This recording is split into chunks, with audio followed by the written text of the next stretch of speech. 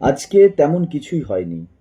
Justice Sanjay কুমারের শারীরিক অসুস্থতাকে ঘিরে আমাদের চাকরি ক্ষেত্রে যে আপৎকালীন পরিস্থিতিটা তৈরি হয়েছিল আজকে, সেই আপৎকালীন পরিস্থিতিতে একটা গুরুত্বপূর্ণ সিদ্ধান্ত নেওয়া খুব জরুরি ছিল।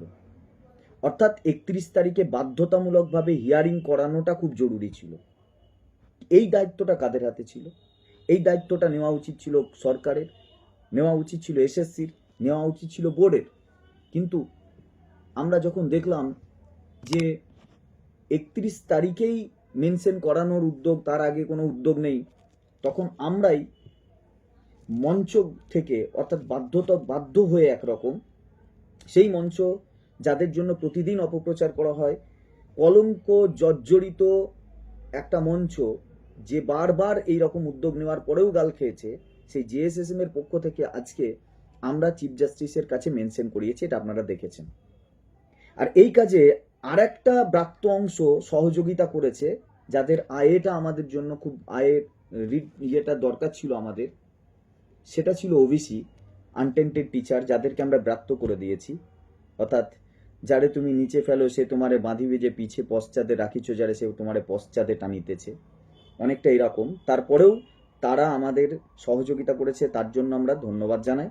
এবং গতকালকেই আমরা বোর্ডকে মেল করে জানিয়েছি যে আমরা এটাকে চিফ জাস্টিসের ঘরে মেনশন করাবো, আপনারা উপস্থিত থাকবেন। অবশেষে বোর্ডও সেখানে উপস্থিত হয়েছে, তাই বোর্ডকেও আমাদের মঞ্চের পক্ষ থেকে, West Bengal Board of Secondary এডুকেশনকে আমরা ধন্যবাদ জ্ঞাপন করি। তো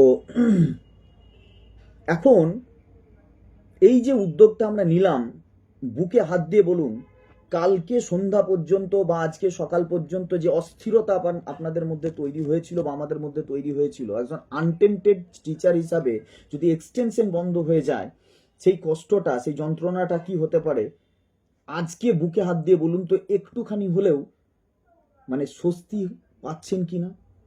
মনে হচ্ছে না একটুখানি রিলিফ, যে 31 তারিখে অন্তত বর্ডার লাইনেও অন্তত একটা হিয়ারিং হবে এম এর? ফয়সাল্লা কি হবে আমরা জানি না, কিন্তু সেই রাস্তাটা, মঞ্চ, অর্থাৎ যেখানে বলতে গেলে একটা জায়গা তৈরি করা উচিত, সেই জায়গাটা তো তৈরি করতে পারলাম আজকে। আমাদের পক্ষ থেকে সেই উদ্যোগটা তো নিয়েছি। সেই অস্থিরতাটা কিছুটা হলেও তো কমেছে। বাকি কোনো কিছুই তো আমাদের হাতে নেই, সবটাই কোর্টের হাতে আছে। আমরা প্রত্যেকদিন লড়াই করছি, কিন্তু যদি পরিস্থিতি আমাদের অনুকূলে না হয়, আমাদের কারোরই কিন্তু কিছু করার নেই। কিন্তু এই উদ্যোগটা তো আমরা নিয়েছি। বলুন তো এই উদ্যোগটা খারাপ ছিল? চেষ্টাটা কি আমাদের খারাপ ছিল? আমরা করেছি। কিন্তু হঠাৎ করে দেখতে পেলাম এইটা করার পরেও, যেটা আনটেন্টেড টিচারদের খুশি হওয়া উচিত, এটার পরেও আমরা একটা অংশকে দেখছি যারা অনেক সময় বাঘ সিংহ, হরিণ টরিণ, ছাগল টাগল মেরে যাওয়ার পর মাংস খাওয়ার জন্য ছুটে আসে এবং বাঘ সিংহের শিকারকে ছোট করে দেখানোর চেষ্টা করে এবং অন্যদিকে ডাইভার্ট করার চেষ্টা করে।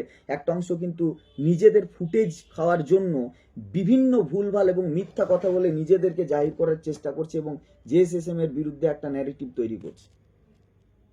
আমরা তাদের বিরুদ্ধে কিছু বলবো না, আমরা এই জিনিসগুলো আমাদের আনটেন্টেড টিচার এবং তাদের হাতেই ছাড়লাম, যাদের যাদের সহযোগিতা ছাড়া মঞ্চ এগোতে পারে না, যারাই এই মঞ্চ, আমরা শুধু সামনে থেকে কিছুটা কাজ করছি মাত্র, আমরা জিনিসগুলোকে চেষ্টা করছি এগিয়ে নিয়ে যেতে, কিন্তু আসল কাজ করছে তারাই, যারা আনটেন্টেড টিচার, যারা চাকরি হারিয়েছে, যাদের স্বার্থ এখানে আছে। তাই বিবেচনাটা আপনাদের হাতেই রাখলাম, আমাদের কাজটা ভুল হয়েছিল কিনা, তাদের সমালোচনাটা সঙ্গত কিনা, বা তাদের এই অপপ্রচারটা সঙ্গত কিনা।